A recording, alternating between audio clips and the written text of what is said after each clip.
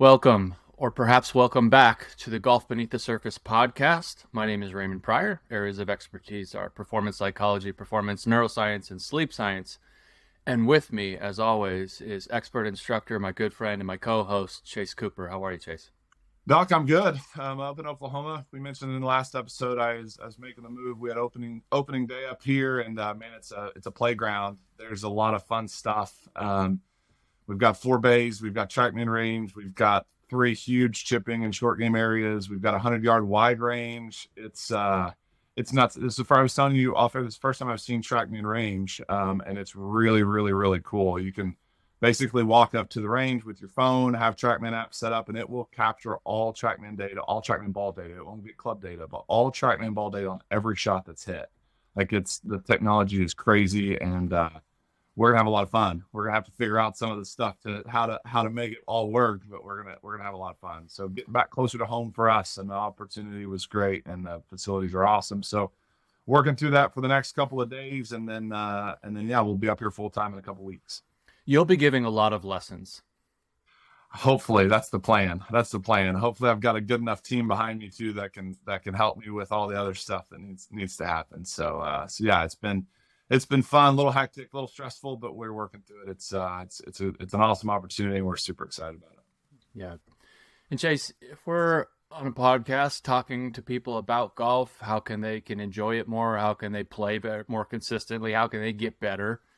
Let's not pretend that our psychology is the only factor that plays a role in that. There are a variety of different things to it. It's one of the more important ones, and one that people are more likely to skip over because it's not as physical, perhaps.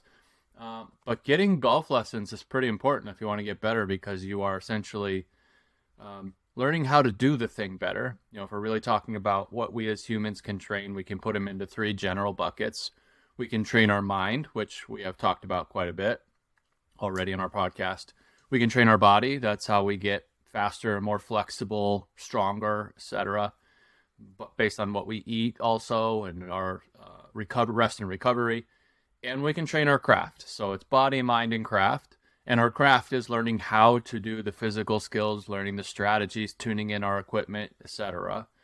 And so perhaps today we focus a little bit more on the craft portion of it, with the question being, if someone was to get a golf lesson, what could they do to help stack the deck in their favor for that to be a high learning experience? Or we might say just get the most out of that lesson, and perhaps look at it from a couple of different angles. And so for the first time in a while, I will kick it to you and say, if someone was going to get a lesson from an instructor, what are some of the things they can do to try to get the most out of that lesson, even perhaps before it starts? It's funny. I'm probably gonna flip it back to you a little bit in this and say that the first thing that I need from I love desperate students. I love students that are coming in and they're like, Chase, I'll do anything you ask. I think I mentioned on here already, I love swing projects. I love people coming in and wanting to change golf swings and do all that stuff. But I'm a lot like you in regards to, I ask a ton of questions. I'm going to ask as many questions as I can about, if you're my student, if you're coming in for a lesson, I want to ask you as many questions and figure out, what have you done in the past that didn't work? What are some misconceptions that you may have? Like, what do you think that we've got where's low point need to be? I had this yesterday. Like, I had a kid he said he's struggling with his irons, and I asked him, where's the divot need to be? And he goes, under the golf ball, or sometimes behind the golf ball. So like, there's some misconceptions that a lot of people have that just are wrong, and that could be limiting us. But I want information. I want an open mind. I want people that also have some time to make some changes. This idea of taking a lesson and then just going out the next day and playing great golf and everything's fixed is a fallacy. So for me, it's the willingness to try, the willingness to try something new. Let's see if it works. Let's see if it doesn't. And then a little bit of time to go put some effort into it. One of the things I'm interested in too is, like, talking to you about some of the future topics that we're going to have on here, getting the brain in the right state of mind to learn and to grow and to and to capture and keep the information, and that's something that I'm super excited about learning from you and what the studies show. But I love people that are coming in and they're like, help me, I'll do anything you ask. I've heard you're pretty decent, and you're not gonna try not to send me down the wrong rabbit hole. And we just get in there and kind of learn and figure out each other together, really. If I'm collecting what you're saying, coming up, one thing that someone can do to try to accelerate learning would be, one, coming in with a bit of an open mind and a willingness for some change, rather than looking for someone to kind of reinforce more of the same, which my guess is for people who are looking for a swing change, more of the same would probably lead to more of the same. Correct. The definition of this. I would say the other thing I would say is people that come in and say, I know what the problem is, I just need you to help me fix it, that's very rarely the problem. They're usually looking at an effect and not the cause. And generally speaking, in my world, I always start earlier than I start earlier up the chain or earlier in the time frame or timeline than most people assume. If they have an issue at impact, I agree. That's impact's not perfect, but that's their body reacting to being out of position, rather than then just deciding, hey, my body or brain saying, I don't want body rotation at impact. Yeah, it does. It's just that it's in a position where it doesn't work, and brain's doing quick calculations late in the downswing saying, hey, mayday, I've got to make this adjustment to make contact. And that may be early extension, that may be loss of posture, all the fun stuff. It is pretty incredible how fast our brain tries to calculate how to square the club face. Yes. Regardless of how efficient, quote unquote, our motion is, it's going to try to get the club face square for us, which is a nice thing to do because it's trying to help us, although some of the ways that it does it are less effective than others. Yeah, it's just not conducive to constant, repeatable contact and face control and all that. How important is it, Chase, for people to research a little bit about the instructor that they might choose, or to perhaps do some homework?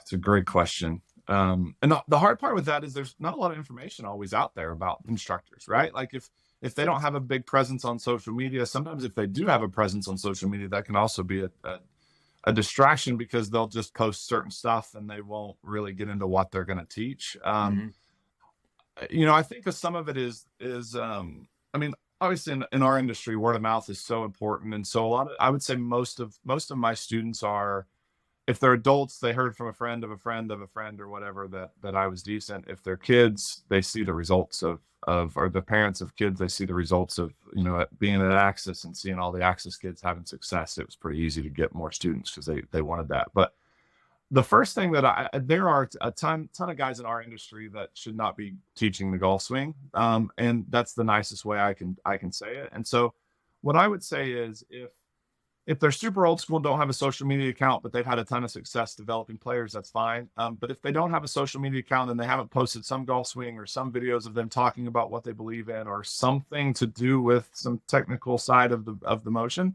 then I'm probably not going to recommend them, or I'm probably not going to send anybody to them.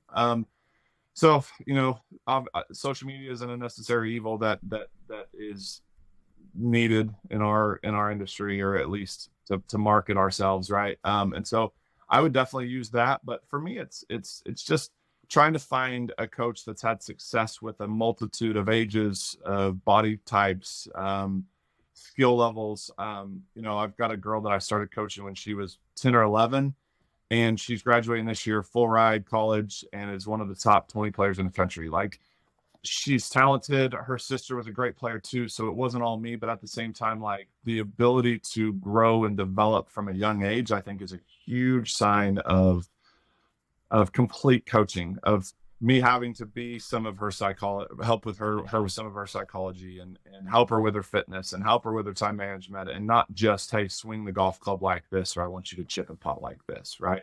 So I like coaches that try to do it all. I like coaches that it's not, like I said, it's not just X's and O's golf swing. I can talk to my players about what it felt like on the first tee, or what it felt like sleeping on a lead, or what it felt like when the wheels fell off on 15 or 16, because I've experienced all that. So I kind of went full circle and answered your question in a bunch of different ways, but I think the proof is in the developmental pudding. If they've developed players, then it's a great spot for parents you to send your kids. And if they've had some success with, older, good accomplished players, and they've shown some of that success, or you've heard about it, then obviously go see them. I respect the guys that are in the trenches teaching a lot. I struggle with some of the online coaches. I struggle with some of the guys that are just posting videos for everybody, because it's tough. People are messy, and getting in there and figuring out how John works versus Joe versus Bill versus Bob, like when they all have the same issues, is an art, and it's not just telling them all to do the same thing. So a cookie cutter approach is, while it's scalable online for you, it doesn't really fit the how do I help this person model. No, because when I first started doing this, we like to joke. We go to seminars and go learn from some of the, a Jim Hardy or Andy Plummer, or go get educated with Nick Clearwater up at Golf Tech, or a friend of ours, or go to any of these seminars. Scott Cox does a great job up in Canada, and you go to these seminars, and then you would be like, you don't be on a seminar high, like, okay, I got it. I'm gonna with this guy, I'm gonna do this with him, and then you try it, and he couldn't move at all like that. Like, he couldn't hit it at all, or at least didn't understand what you were asking him to do. And so, like, you've got to have a ton of tools in your toolbox, and like just telling every over the topper to flex their left wrist, or every slicer to flex their to close the face at the top of the backswing isn't always the answer. It's just not. It doesn't work for it. Some people work better trying to get the path more inside out, or whatever the answer might be. And so I respect the guys that have, like Mike Adams used to always say, like, if you haven't been teaching on a lesson tee a ton, like, I don't really, care what you have to say. Now, that's a little rough, but at the same time, like, that's, again, learning how to help everybody and speak their language, and it's just so important. It's so valuable. So if I'm reorienting around our question, how can someone make the best out of their lesson? It would be to come with an open mind and find somebody who's not necessarily using a one-size-fits-all type of teaching style, and trying to fit you into a certain swing, and perhaps trying to help you find your swing instead, the one that's best for you.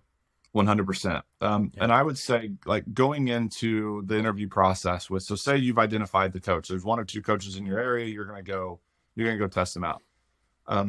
I love guys that come in with a swing video or two, and they were hitting at their best. It drives me crazy that people only video their golf swing when they're hitting it bad. Especially better players, especially like a Jim Furyk, needs to come in if he's going to go get a golf lesson from somebody other than his dad or whoever he's worked with recently. The first question I'm going to ask him is, Jim, what did it look like when you were swinging at it really well? Because that gives me an idea of some things, and then I can pick up pretty quickly if he's not hitting it well. There'll be some differences. There'll be some subtle nuances that setup's a little different. He's a little closer to, a little farther away from it. So I love guys especially guys that have taken lessons in the past, and that have, call it a homegrown swing, call it a little, some idiosyncrasies in their swing. I love those guys that come in and say, I was hitting at my best here. Okay, good. I ask a lot about injuries, how, any surgeries, any issues that you have, any range of motion issues, because, if I prefer a model, and most instructors do, most instructors prefer some type of swing model or swing, look tendency, and so if I prefer certain things, players to move a certain way, but you had right shoulder surgery and you can't elevate your right arm, or you've got no external in your right elbow, or you've got a hip replacement, like, I got to know that. I need to know what I'm dealing with, and then we'll work around it. People are messy. I'm going to keep saying that 100 times on here. People are messy, and everybody's going to move a little bit differently, and then we've got to eliminate the non-negotiables, and then let you move around everything else, really. Yeah, you're touching on, one of the things that we know through our coaching research, and this is not just golf coaching, but coaching in general of any realm of performance, is there's kind of three tiers. There's tier one is just somebody who's super enthusiastic and just tells people stuff. Like, they just kind of spit information at them. It's usually well-intentioned, but it's not very effective. It's not very sophisticated. It's pretty sloppy. It usually overloads people, and people are trying to fit people into a window via that style. And so again, it's not that these people are well-intentioned, but they're not very skilled and very nuanced yet. Yeah. Right. Stage 2 is people are starting to figure out like people are different, and the same stuff might not work for the same people. And there's more of a collaborative effort than me just pushing you towards something that I think is best for you. Tier 3 is you have a coach. Usually when someone approaches them for help, they are met with a series of questions, because that person has some real reverence and respect for that person's performance experience. And they know enough that when someone comes in and says, I want to do this, or please help me with this, that they don't have nearly enough information yet to be able to accurately be able to move them toward that. Yep. In a first lesson with you, chances are you're going to ask 20 questions before you start giving any type of instruction, or observe them and ask them about what is it that you want to do with the ball? What are your tendencies? What are you struggling with? What does your swing look like when you're swinging it great? What is that ball flight like, etc.? In the same way that if someone comes to a first session with me, the first thing I tell them is I'm going to ask you so many questions today. Yeah. Because the idea that either of us is going to be able to do our job without knowing really anything about that person other than that they are looking for some type of assistance is hubris in many ways. Right. Real quick. I learned really quickly early on that when I thought I had the answer to a problem, chances are I was wrong way more often than I was right. Like when they come in and say, I'm doing this, or I'm struggling with this miss, I'm like, oh, well, you're over the top. No, they're not. And I was like, whoa, that surprised me. And I saw a young instructor, a young guy that works mainly in the pro shop, that, like you said, it means well, but is not, either doesn't have the experience or the training to understand how to relate to people and how to get the most out of these lessons. I kid you not, he said 5,000 words to every one word from the student, and I cringed the whole time I was listening to it, because I'm like, man, he needs to, because the thing I wrote down in your industry too, in your line of work, like you guys taking golf lessons or working on your psychology, you guys are the customers. You guys are paying a premium for this. And if we don't ask you what you want out of these sessions, if we don't try to answer your problem, you need to go somewhere else. Like, we're not doing a good enough job. And if we're not trying to solve your help you with your pain, we're not doing what we need to be doing. And so people are messy. Stage 1 is stage 1 where you're just projecting the whole time, right? It's an unexperienced or lack of knowledge instructor that doesn't understand how people learn, doesn't understand that people are different. Yeah, it's just like I said, it's well intentioned, but it's inexperienced, and it's oftentimes coming from a place of, well, I know better than you. Yeah. And the bottom line is, you might know more about the subject matter, but that person is the subject, and there's very few people who know more about themselves than themselves, right? Or at least to begin with, right? That's exactly right. So if we're really saying, getting back to our question, what can people do to optimize or work to stack the deck in their favor to have a really good lesson experience? It's to come with an open mind, to look for what we might say a tier 3 type instructor. And the red flag for that is when you just show up, is the person just force feeding you information, or are they gathering information? Those would be kind of the two things. Are they working in a collaborative manner with you, or is it just tell me what to do? And for the people out there who are like, well, I want to go to a golf lesson and someone to just tell me what to do, not that that would be right or wrong. Right. It's far less effective, because again, the teacher is the one doing all the work and taking the responsibility. And we just know for a fact that that is not the fastest way or the most effective way for people to learn, rather than us taking ownership and creating it ourselves. Like, a really good instructor in anything is helping the person learn it and almost talk themselves into it, and then therefore be able to do it on their own, not doing it for them. Right? That's the definition of enabling, doing something for somebody, right? So a good instructor in anything is not enabling people. What you said is so gold. Like, he who does the work does the learning. We talk about that a lot in my industry, from moving people around. And I want somebody that's leaving after their lesson, I want them to understand why I asked them to change what I asked them to change. And then I want them to understand how they the movements, the drills, I drive people crazy having them tell me what I'm telling them. Like, do you understand this? Because again, like me just telling you to do this, it doesn't, it just doesn't work. And then Well, it's difficult for it to have staying power because again, you're just go do this without it being a collaborative effort where the person has to again do the work to be able to learn it, right? And so as much as it's a more work during the lesson and that person is having to potentially be incorrect at times and right. you help them course correct, it's still a more effective learning model, right? So Yeah. if I was going to add on to your be open-ended or open-minded as you go into a lesson with hopefully a tier 3 type instructor, it would also be willing to be incorrect, right? Yeah. Our brain learns from error really effectively, right? So if you go to a lesson and the instructor says, what are you trying to do? Or what are you trying to do with this motion? Or perhaps like, well, what happens if you make this type of motion toward the ball? Like kind of asking you cause and effect, helping you try to learn that cause and effect. It's being willing to go, I don't know, or to give an answer and it being correct is not the instructor waving a finger at you. Hopefully the instructor, again, isn't bringing a lot of judgment to it. But what it does is it's helping you learn and course correct on the fly. So being willing to go into a golf lesson, being willing to be perhaps being correct, to not know something and to admit that, and being willing to hit what we might call poor golf shots to be able to improve your actual golf swing in the long term goes an awful long way. I would say too, one of the things that I've told my students in the past is there's not one golf coach that has all the answers. There's not one golf coach. There's never going to be a golf instructor, golf coach that bats 1,000 with every one of their students. There's going to have students are going to leave me, students of, the best golf instructor in the world right now, has had the most success is Butch Harmon, and he's had more number ones leave him than any other coach. Like it's just the truth, and it's what happens. You either have been fired or they're going to fire you at some point. There's a saying there.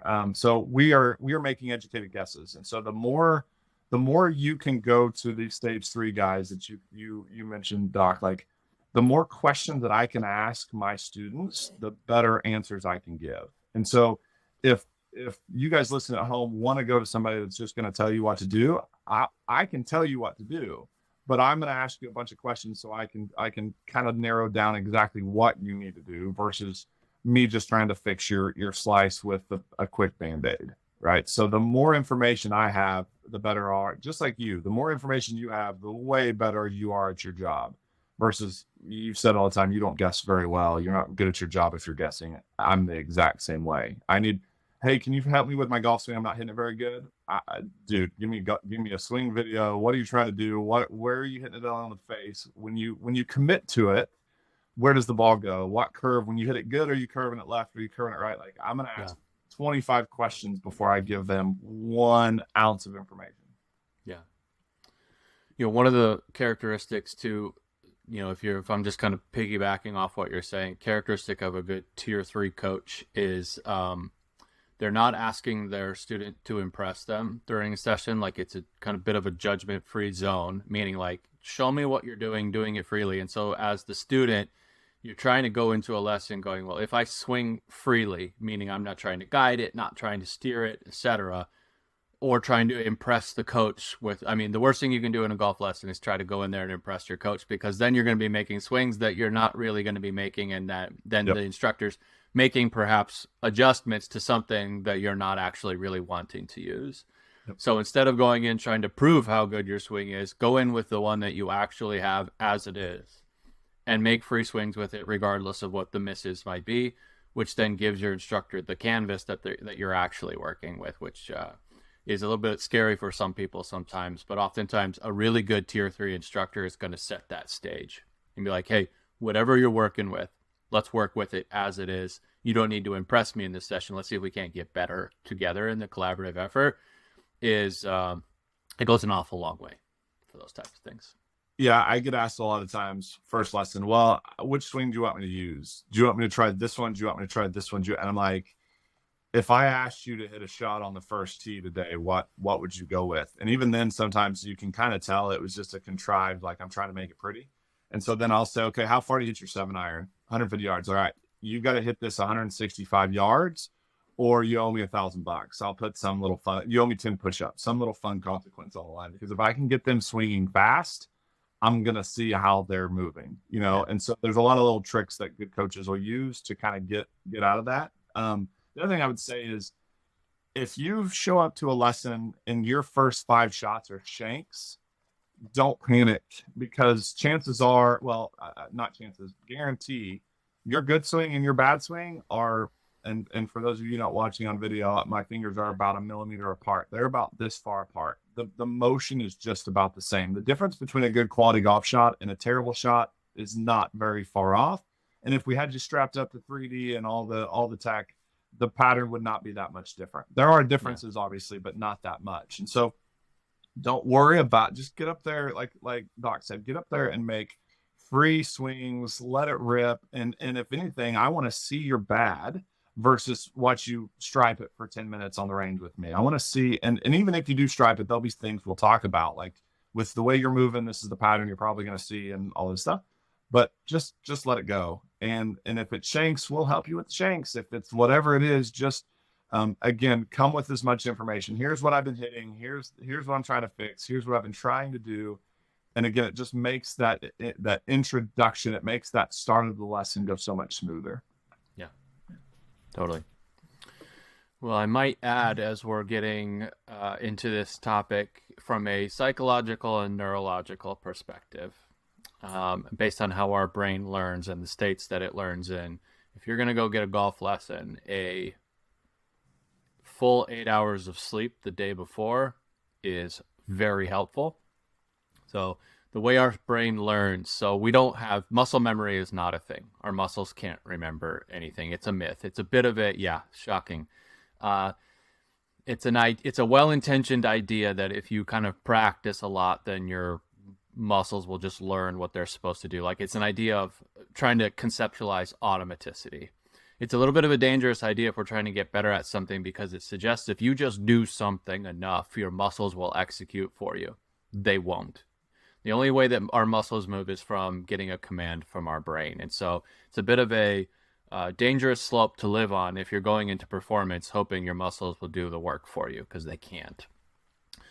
Our brain, essentially, like our muscles, only follow what our brain does. So when we learn a new motor pattern, what's really happening in our brain is that the neurons in our brain are rewiring for us to be able to execute a new motion, or rewiring in a different way. And that happens as we create memories. And memories during our waking hours are stored in a short-term storage area. I won't go into the brain science too much about all the names and stuff, but essentially think of it like a flash drive. And that flash drive has only a finite amount of space in it. Once it gets filled up, either new information that comes in pushes out information that's already in there, or there's just an overflow and it can't fill up. So there's just a minimal amount of information that it can do. It's a large amount in terms of information, but there's only so much we can do during a day. That information goes from short-term storage to our long-term working memory only while we are sleeping. And when we're doing something like a golf lesson, when we're doing something and we're actually focused on it, our brain is releasing a chemical called acetylcholine. Acetylcholine essentially acts as a highlighter marker that's highlighting the neural pathways in our brain, going, oh, this is the release pattern that you're trying to do because you're focused on it. Or, ooh, this is the one you don't want, highlighting it, going, not this one. And so it goes along as we are going through our day, going, and whatever we are most focused on, it is highlighting for either rewiring while we're asleep, or to reinforce that wiring and make that connection even stronger and faster. Myelinated is the term we use, where basically the connections get faster and stronger, more efficient. That process is neuroplasticity, which is our brain's ability to change based on our experience, only happens when we're sleeping. So our memory consolidation, meaning going from short-term to long-term, and the actual rewiring in our brain, whether it's a motor pattern, an information learning, conceptual learning, etc., only happens when we're sleeping. So a really good night's sleep before a golf lesson clears our flash drive of short-term memory, meaning more of your lesson can get into that before it gets filled up with other information. If you don't sleep well the night before, that memory, that storage space is still full from the day before, right? And then a really good night's sleep afterward is what will help take that information from short term to long term without it getting pushed out by something else. And in fact, if you really wanted to optimize your lesson in terms of how your brain learns, it would be a really good night's sleep beforehand and then a nap, about a 20 or 30-minute nap after your lesson, which would start to move that most recent short-term memory into our long-term memory, basically, from the short-term storage information into the neocortex of our brain, which is where our long-term working memory comes from. So from a neurological perspective and a psychological perspective, it's sleep, being actually grounded and present and focused in your lesson, and making sure that you're present, which allows you to have less frustration, perhaps a little bit less anxiety, which again allows your brain to highlight the changes that you're trying to make neurologically, which basically means motor pattern changes. And then following that up with sleep pretty much as soon as you can afterwards starts to move that information over to long-term storage. So if you're going to optimize a lesson from a neurological or psychological perspective, it would be being grounded in your lesson sandwiched between sleep. It's funny. Do you think that my industry would be better off giving golf lessons later on in the evening? Yes and no. So you would either want to do it early in the day and then take a nap, or you would want to do it late in the day and then go to sleep soon, because essentially your short-term, the sooner you follow learning with sleep, the sooner that moves into long-term memory. So this would even be true for anything that you wanted to do. If you were going to read a book to try to gather some conceptual information about something and then take a nap, you would indeed learn that information faster. Most research shows us that it's about a 20%, 25% increase in learning if you even do something like practice and then take a nap afterwards. So that's certainly true with a lesson where you're not just doing a physical motion, but you're also gathering conceptual information and instruction from somebody else who are taking it in. So you would want to pair your lesson close to when you're going to sleep. It would be helpful. So yeah, if I, Raymond, was scheduling a lesson, I would want the last one of the day. Interesting. Are there any countries, professions, is there anybody training this specifically? Like, is there, that you know of? Are there gymnasts or Olympic committees that are making their athletes sleep after training or after doing something new or studying for the bar? Like, yeah, our being the royal hour, meaning researchers in sleep science, and as it relates to learning, if you are in a high performance environment, so perhaps that's a professional sport organization, an Olympic organization, etc., and they are not promoting sleep before, after, and like really emphasizing sleep, they're not in the know. And so more organizations are indeed pushing people to sleep. I have a couple players that work for Major League Baseball teams, and they carve out time for them to take naps, 20 to 30-minute naps throughout the day, not just for physical recovery, but for learning as well. If you go do a bullpen session and it's a really good bullpen session, best thing you could do is to take a 20, 30-minute nap afterward, which just helps your brain re-ingrain and start to solidify those neural pathways. And this is particularly important too if you are over the age of 25. Now, again, most people go, Raymond, I'm an adult. How am I supposed to take naps? And I'm like, right. I get it. There are such things as life demands. Not everybody can take a golf lesson and then go take a nap, right? Many people are doing this on their lunch break or on their weekend off or whatever, right?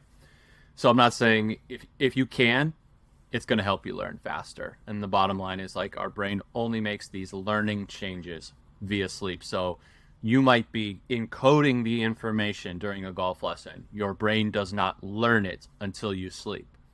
So what this means is, like, let's say you went and had a golf lesson and it was outstanding, and it's on a Friday afternoon. You go out with your friends, drinking, doing whatever, and you don't sleep well that night. The lesson was in many ways a waste of time. You'll remember it, but your brain will not have established or started to reestablish new neural pathways and move that short-term memory into long-term memory in the same way that if you had went and slept really well. Like, so, it matters a lot. It matters. And there's a ton of research that essentially shows that if you take people in two groups, one, you do a learning bout, they call it, which would be a lesson, a classroom session, etc., followed by a nap, they learn at a much faster clip than people who get the lesson and the learning bout on its own. So when you and I build our Taj Mahal of high performance learning center and sports academy in Chicago, do we need to have like quiet rooms? Yeah. So if you're the people who have the financial resources, and again, you're talking like professional organizations, et cetera, and if you have, if you had an endless amount of money, you would create all the learning facilities you want, your TrackMan range, your whatever, your short-term area, whatever, and you would also have an area designated for people for rest, recovery, and sleep, which would be anything from just like a comfortable chair to float tanks to whatever. And the research around these types of recovery modalities is that they essentially put us in a state that is in or close to sleep.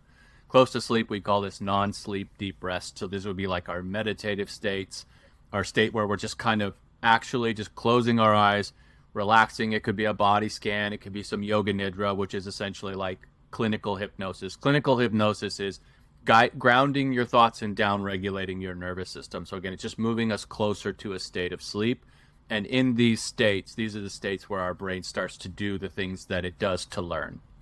And so if you were going to build a performance institute and it didn't have a significant portion devoted towards sleep, you would be missing out on perhaps the most important component. Because again, you could go learn all you want. If you're not sleeping enough, your brain can't take all that information and actually create learning from it. And again, your muscles won't learn that information on their own.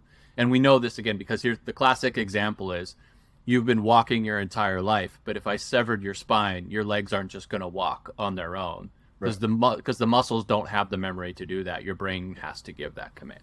My wife's a physical therapist, and we joke a lot about muscle memory, and she likes to use the term, and I'm always giving her a hard time. And so I've finally convinced her that the muscles, in fact, have no memory. Your brain has memory. That's correct. It. Yeah. So it's not muscle memory; it's just memory.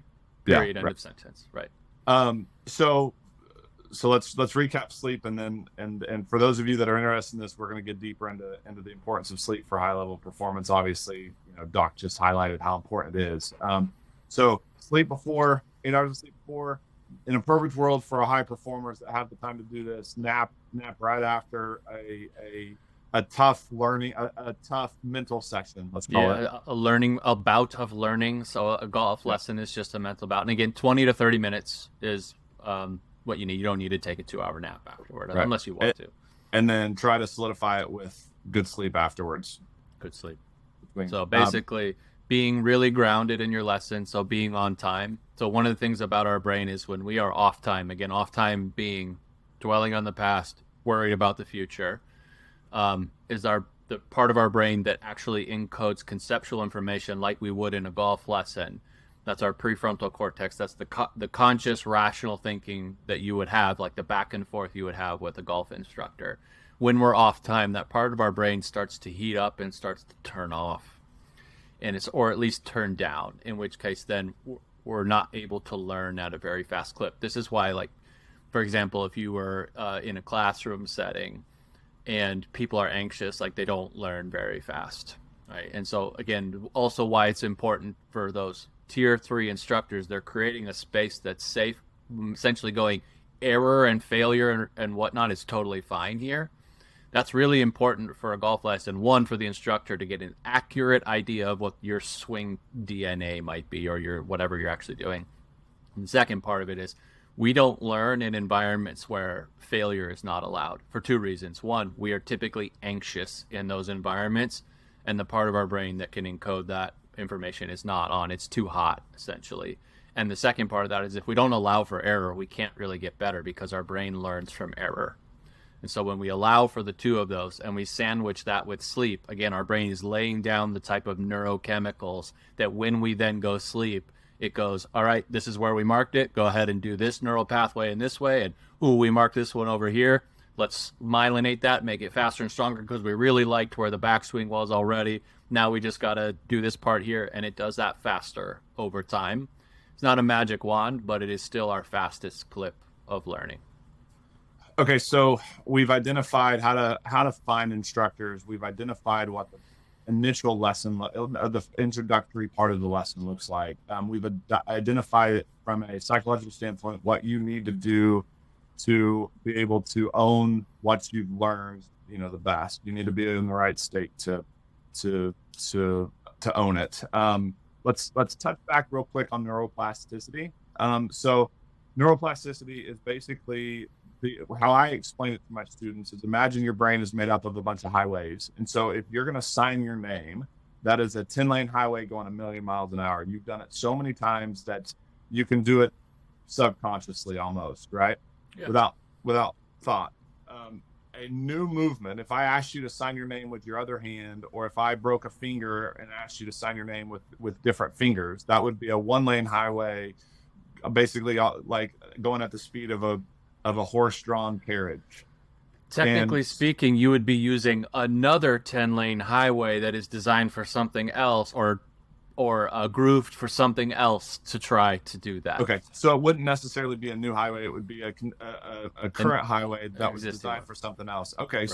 So that one's still motoring along with the horse-drawn carriage, trying to keep up, right? Yeah. And so that is a new movement in your golf swing, a movement that if it's a completely new movement you've never done before, it is going on a 10-lane highway that is built to go 1,000,000 miles an hour. That's going 1 mile an hour, and this is the cool part, and this is what I want to talk to you about, Doc. What our industry for the longest time has said is that you've got to do this pattern slow enough to where you can start to then build up speed and get it up to, you got to make enough slow motion reps to then build up speed to get it, because the idea is the more you do it, the faster it can go, the faster the information can travel on the highway, so then you can access it under pressure, you can access it at high speeds. So I wanted to make sure you guys understood what myelin is. Myelin is the highway, basically, or the sheath around the highway to make the information travel faster, to connect them faster. And then the neuroplasticity is basically the neurons that are traveling on those highways and traveling fast. The faster they travel, the more you can do it without a conscious thought. Okay? Yeah. And that's my golf instructor view of it. Obviously, Doc, you're gonna clean it up. So our brain and our nervous system communicates via electricity. Neural pathways are the pathways that electricity travels upon. And they're not just roads that start and end, like there's connection points between them. We call these synaptic gaps. So essentially think of them like a bunch of roads with a lot of intersections. Okay. And myelin it's a protein that our neural pathways get wrapped in, and the more myelinated they become, meaning the more myelin around them, the faster and more efficient messages move through them.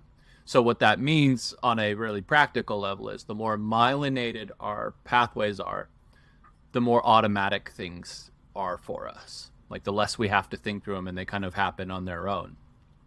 Motor patterns specifically for like the ones that we use in a golf skill, whether it's a golf swing, putting stroke, chipping, etc., the more myelinated those pathways become, and the more we pair that learning with sleep, the more it moves into the parts of our brain that do things automatically. So it essentially becomes a habit. And if you have a motion that you really like to be a habit, so this is the idea of like muscle memory. It's actually not muscle memory. It's something moving from conceptual kind of conscious processing information in such a way that the neuroplasticity moves it to the parts of our brains that do things really fast and really quickly without having to consciously think through them.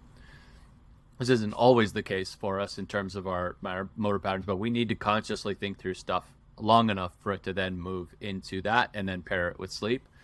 And so what you're talking about is basically like, if I slow a motion down, I am allowing my brain to see that or experience it, that neural connection, and to highlight it more effectively so that it can go back and do it later, right? So if I can't do something slow effectively in the way that I want to, just trying to do it faster is not what learns it faster, right? In the same way that if you are learning how to write, you got to start slow so you figure out how to do it correctly, and then you add speed to it. Same with our golf swing. Again, this depends on your skill level and the type of change you're wanting. Like I've seen pro players make a full speed change on a nuanced difference a bazillion times. But for the most players, myself included, who's a handicapped golfer, if you're making a change, that means hitting partial shots, half shots, or even just a motion, slow motion more often, so that again, really what you're doing for on a neurological level, doing it slower, is that you are allowing your brain more time to highlight the neural pathway for change, right? What that looks like for learning in a lesson is you're doing the thing correctly slower so that you can then add speed to it later, which this is the crazy thing too. It's like if you go learn something and it feels just clunky or whatever, and then you go sleep, it will be easier when you wake up in the morning. Like I work with a ton of musicians, and they will agonize over a piece of music, whether it's they're playing it with an instrument or a vocal performance, etc. And they're like, I just can't find it like I'm ever. And while we go sleep, our brain starts to fill in those gaps that we get stuck in, that we hesitate on, etc. And so if we do the thing, struggle through it, do it slow, but attempt to do it in the way that it's intended, then pair that with sleep, and then rinse and repeat, rinse and repeat, rinse and repeat. That's still the fastest way for our brain to neuroplastically change in a way to learn something that we want, that is more efficient than what we might currently have. I will also give a word of warning. If you are over the age of 25, it's going to take longer and it's going to take more effort. So be patient with yourself, and instructors also need to understand this. For us, when you're over the age of 25, our brain transitions from when we're young, our brain is designed to create new neural pathways. It's trying to learn as much as possible. After about the age of 25, our brain is specifically designed to protect and reinforce the neural pathways we have already created. And it starts to trim away neural pathways that aren't necessarily relevant. So the things we don't use. So when you're a kid, it is indeed easier to learn new motions and make changes faster. And it's easier to learn new languages. Learning is faster and easier when we are younger. After the age of 25, it's going to take more time, which means you might need to do things slower for longer, which is frustrating for us. But if we understand that, that allows us to go, okay, let me stick with this a little bit longer, and with the speed that I can do it correctly at, because that's still the fastest clip to being able to change. What about after 50? Yeah, I mean, the older we get, the more our brain is designed to protect the neural pathways again. It's a bit of an evolutionary mechanism where, like, well, if I've gotten to this age with this neural structure that I've created, why would I change that later in life, like when it's worked for so long? It doesn't what you got, basically. Exactly. It doesn't mean that we can't. It just means it's harder, and it's a bit of a physiological non-negotiable for us, the way our brain is designed, right? Similar to sleep. Like if you want to learn faster and you're not sleeping very effectively, or you're sleep deprived, it's a physiological non-negotiable that your brain cannot do the things that it does while it's not sleeping, right? And so, the long and the short of it is, again, understanding how your brain works still allows you to get the most out of your lesson, and then understanding perhaps like what are some of the things I can do in my lesson, or what kind of instructor, what are the things I should look for in an instructor that can also help that, because the bottom line is most golf lessons are pretty expensive. Right. So if you're going to spend that time, you're going to spend that money. And if golf is that important enough to you to go get a lesson, meaning you're trying to get better, have a more enjoyment, shoot lower scores, doing a little bit of homework and make sure that you're priming yourself and your brain to get the most out of that experience also, it kind of makes sense. So 2 questions to in the lesson. We've identified the importance of slow motion reps. We've identified the importance of making correct mechanical reps at whatever speed you can obviously keep it correct, right? Like I like to tell people all the time, when we're starting out with a new motion, you may have to hit it at a half lob wedge lean. So if you're taking a 7-iron, you may have to hit it 50 yards starting out. Make sure it's what we want, and then slowly ramp it up. First question on that is, how do we, from your research, how do we transfer it to full speed on the golf course? How do we take it from obviously not everybody wants to spend hours upon hours doing slow motion reps all the time, right? They want to go play in a couple of days. In your opinion, or in what the research has shown, how do we transfer it the quickest? Well, it would be to take the slow road. If again, the working it incrementally, like let's say for example, um, your swing path is way over the top and you're learning to shallow the club, and it's going to be weird because now your release pattern is not very effective for that path, and etc., right? Well, if you actually go practice a little bit daily or perhaps partially daily, even if you're not necessarily hitting balls, but you're making the motion at a speed that is commiserate with where you're currently able to do it, that is, our patient and consistent path is slow, but it's still the fastest path to doing it effectively. If you are going to go play, sooner rather than later, then I would say it's a matter of paying attention to your expectations, right? So if I'm in the middle of a swing change, there's going to be some more uncertainty perhaps about where the ball is going to go. And so what I will remind people is that part of the reason that progress for us in something is difficult is because we learn it, we go, okay, yeah, this is the thing that I want to do, and I want to do it, I'm doing it in slow motion, and then I abandon it. It'd be kind of like if you're on a diet and you go, oh, I'm eating really good. Oh no, I had one slip up day. Well, I might as well throw the whole thing baby out with the bathwater and go back. So Right. essentially what happens is we make some progress, we make some incremental progress, and then it gets tough for us, or we see some failure, and then we throw it out the window and we go look for something else that is going to be fast, right? And what we know from this is that it typically just pushes us back. So this is when people I haven't gotten better in a long time. It's usually in part, not always, but in part because they are waiting for progress to be really, really, really, really fast, and they don't stick with something long enough for it to be able to actually, for them to get the adaptive neuroplastic changes from it. It takes time, again, especially as we're getting older. It'll be like, well, I'm trying to lose weight exercise, why? And I don't see it in the first couple of days, so I just abandon that, and then I'm back to baseline, right? Right. And so if you're going to go play, again, I wouldn't tell people what to do, but you should know that it's probably not going to be exactly what you want as fast as we want. Very rarely does change happen for us on our timetable. Amen. And if I'm aware of that, then either I'm going to go play using what I want and then seeing what happens from it, or if I abandon it, I should know, not that this is wrong or you shouldn't do it, but it's going to probably move you closer back to baseline because, again, you're going back to neural pathways and motor patterns that you are familiar and predictable for you, but not effective. The information is going to move, and it's going to move it's going to move there the fastest. It's going to get from point A to point B in the shortest route, the fastest route, which would be back to the old motor pattern. Is that right? The bottom line is our brain is specifically designed to move toward, especially after the age of 25, to move toward things that are predictable and familiar. But predictable and familiar does not necessarily mean efficient or productive for us.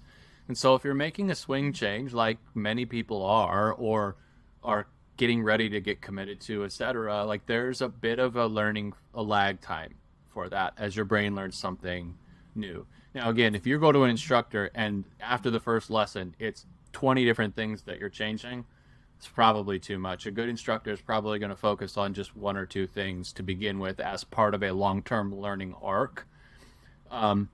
But most people aren't going to take a lesson and then take many weeks off to groove that swing before they go play, because people like playing golf, myself included. It's a matter of, are you going to stick with the thing even though your round might go funky, or are you going to jump back to what's familiar but less effective for you, but might be more effective in the short term? And so, again, I wouldn't ever tell people what you should or shouldn't do, because if you're playing in a tournament and you need to know where the ball's going to go or get it around, you might do that, but that will, again, then just be more reinforcing the neural pathways that you have already established, rather than providing an opportunity for the neural pathways you're trying to develop to continue to neuroplastically change. Two things on that. Number one, if you've got a tournament coming up in a couple of days, very few times will a lesson help you. There are some really good Band-Aid guys out there that can give you little tweaks, but chances are it's going to be, hey, go hit this shot all the time, go hit a big draw, a big stay, curve it one direction because this is where your swing is, and just go play. It's really, really, really hard to make changes that late in the game. So one other quick follow-up question to that, Doc. If we are, so we've got a listener let's listen to the first 4 or 5 episodes. He is really working on being on time. He's really working on marrying acceptance. When we are working on something in the swing, but he also, again, wants to go play, his intention, his on target, his game plan almost has to be we're going to work on whatever we're working on. Say it's a right elbow, it's a trail elbow move downswing, or arm structure in the backswing. We're going to have some awareness and some feel that we're going to chase. And then we've got to accept whatever comes our way, with almost the goal of making good golf swings versus the goal of always hitting golf shots in that moment until we get better with the motion. Would you agree with that? If you are trying to use your round as an opportunity to continue to learn something new that will eventually be more effective for you, the answer would be yes. It would be, Okay. can I commit to the motion that I am trying to create, and be willing to accept that the ball, there's perhaps a wider variance of where the ball might go, or I don't really know, because that's going to give me an opportunity to find out, which, it's been my observation. Now, I don't have a ton of research on it, but it's been my observation that for golfers, even handicap golfers, if they go to the course committing to making a different physical motion, they're going to see some pretty funky shots, but they're also going to execute it well from time to time and see the shots that they want. And that's also important because your brain pays attention to both of those. But if you go out there with the only goal is to shoot the lowest score, which for tournament golfers and pros like that, obviously that's your livelihood, right? Correct. But if you have taken a lesson a week ago, you're working on a new move that you think is correct, but it's difficult, right? And you don't have it owned yet. If your ultimate goal goes back to shoot the lowest score you can, your brain's going to go back to the old motor pattern pretty quickly. It's going to be likely to return to what is familiar and predictable if it's trying to produce certain outcome, which, by the way, even if you're bringing a new motor pattern to the course, the objective is still to shoot the lowest score possible. It's just there's going to be some change, and the patience through that change is what gives our brain enough time to make that change. Again, if we're not kind of patient with it, we just jump back to baseline. And again, it's not that that's wrong or bad. People can choose how they want to play golf. But if we don't give our brain long enough to be able to make those neuroplastic changes, then it doesn't happen.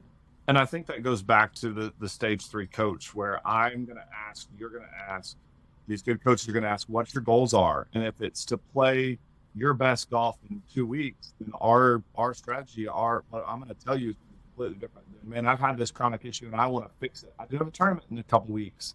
I'm like, okay, we're going to have to work through that. It's going to be bumpy there. It's going to feel weird. You need to have some type of awareness of what we're trying to do during that tournament. Like you said, you'll see some good shots, you'll see some funky ones, but if you can work through it, if you can live in it a little bit, your brain's likely to see the positives on the other side, and will be more likely to own the change. So that goes back to why we ask all the questions we ask, to see if you come in. I've given too many lessons to kids where they have a tournament tomorrow and I didn't even know, and we're going full on changing golf swing. He's like, oh yeah, I've got a tournament tomorrow. I'm like, I'm never going to see this kid again. Like, I just ruined him. He's gonna shoot a million, right?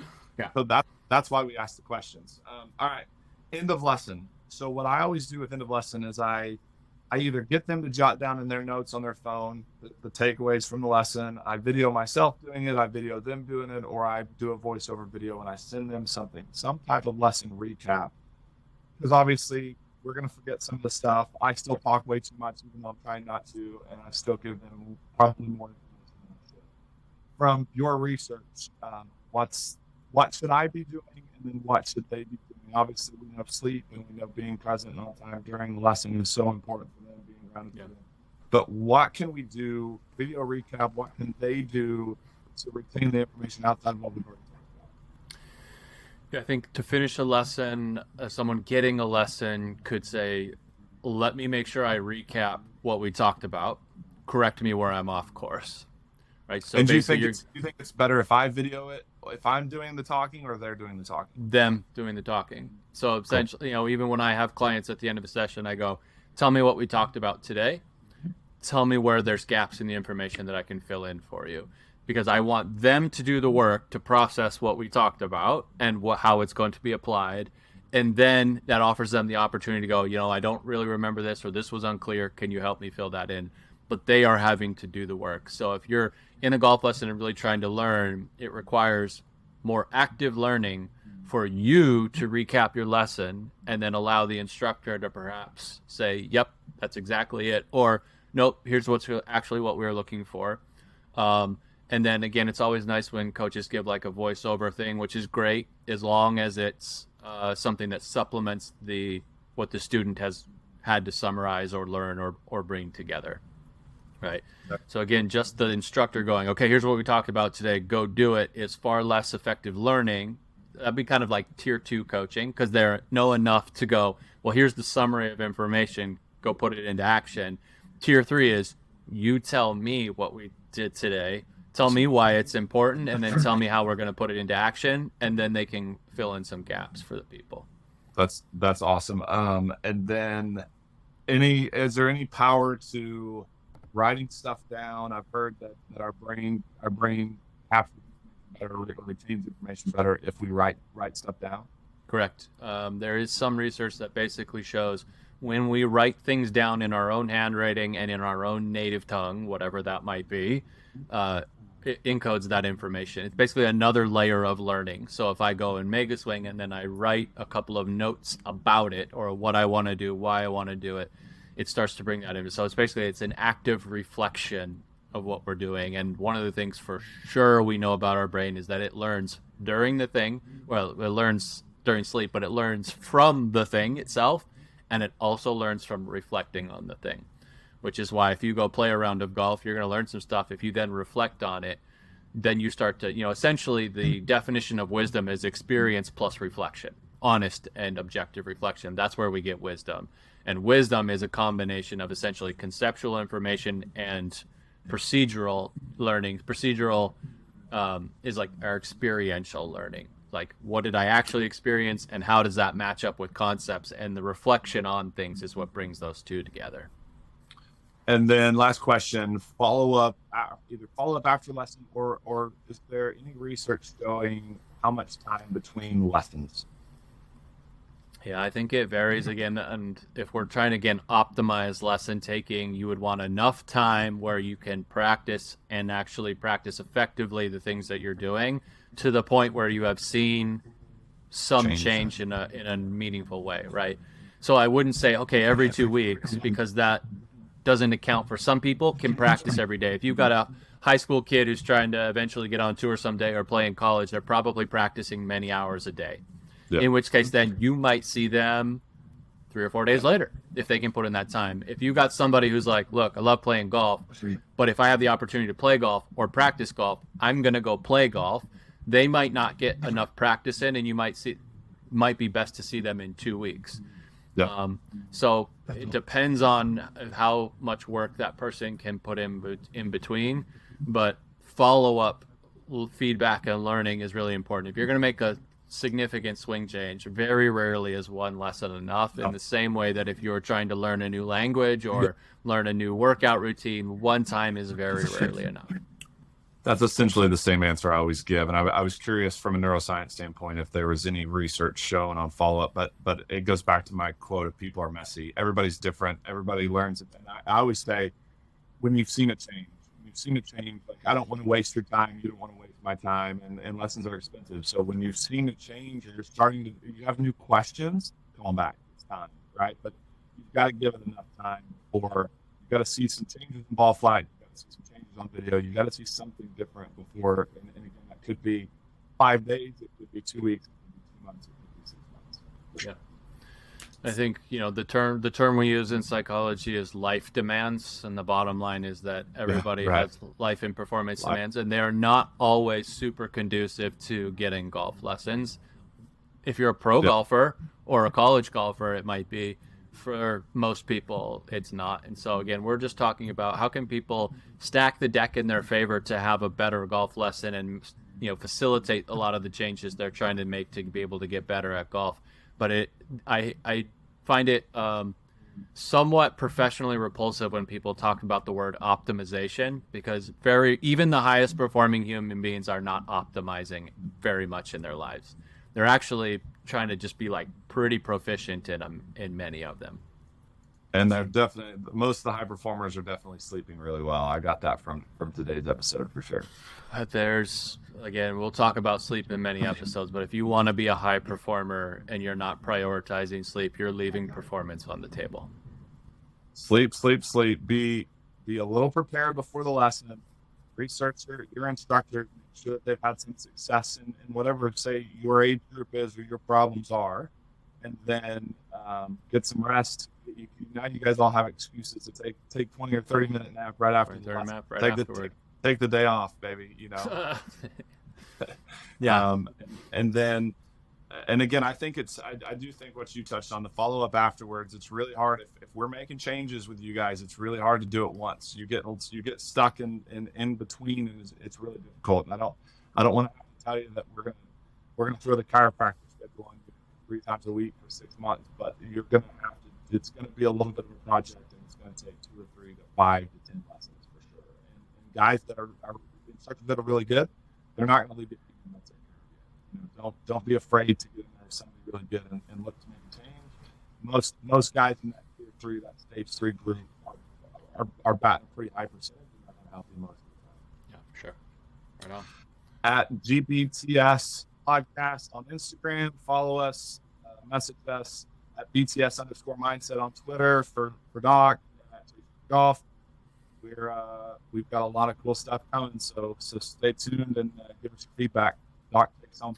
Yeah, we'd like to thank people for joining us. This has been a pretty cool ride so far. So please send us your questions, things that you'd like us to perhaps talk about or clarify for you. And we'll start having some guests here in the future. But in the meantime, we'll start having some conversations. And we want listeners to be able to inform those conversations. So please send us some information, some topics, some questions. Awesome. See you next time. Great. Be well, Chase.